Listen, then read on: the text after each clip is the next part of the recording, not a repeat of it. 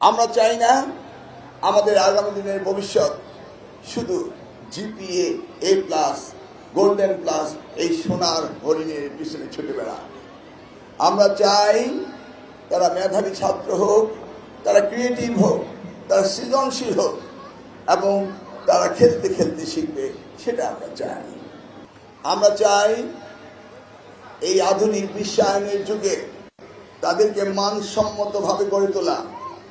সেই জন্য মাননীয় প্রধানমন্ত্রী তিনি প্রাথমিক স্কুলের বাচ্চাদেরকে ড্রেস দেওয়ার ব্যবস্থা করেছেন।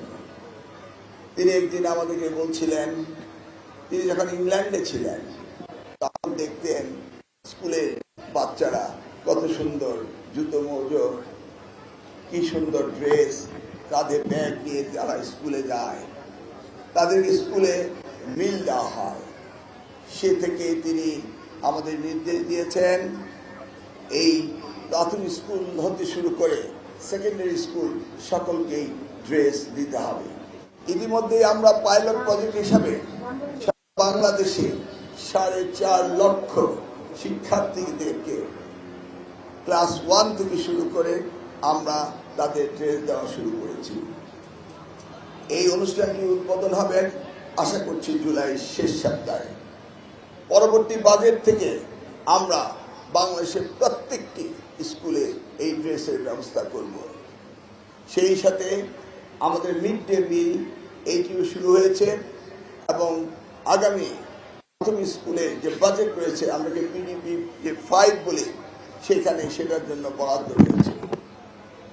আমরা আনন্দময় শিক্ষার জন্য মাল্টিমিডিয়া ক্লাসরুম এবং 1 টিচার 1 টেবিল ব্যবস্থা করছি। ইনশাল্লাহ আগামী বাজেটে সেটা দেখতে পাবেন। এই 1 টিচার 1 টেব থেকে একজন শিক্ষক তার ক্লাসরুমে কতজন ছাত্রছাত্রী রয়েছে, তাদের শারীরিক অবস্থা, তাদের মানসিক অবস্থা, তাদের পারিবারিক অবস্থা, তাদের অ্যাটেন্ডেন্স হতে শুরু করে মাল্টিমিডিয়া ক্লাসরুমে এই শিক্ষকদের ট্যাবলেট থেকে তাদেরকে আনন্দময় শিক্ষা শেখানো হবে। আমরা চাই না আমাদের আগামী দিনের ভবিষ্যৎ শুধু জিপিএ A+, গোল্ডেন প্লাস এই সোনার হরিণের পিছনে ছুটে বেড়া।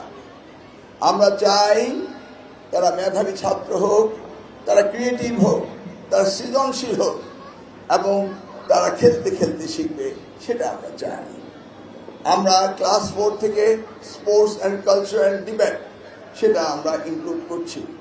ক্লাস 6-এ আমরা ডিবেট, মানব সম্পদ উন্নয়নের যে ধারণাটি, সেখানে আমরা সেটি দিব এবং ক্রমান্বয়ে আমরা কারিগরি শিক্ষাকে গুরুত্ব দিব।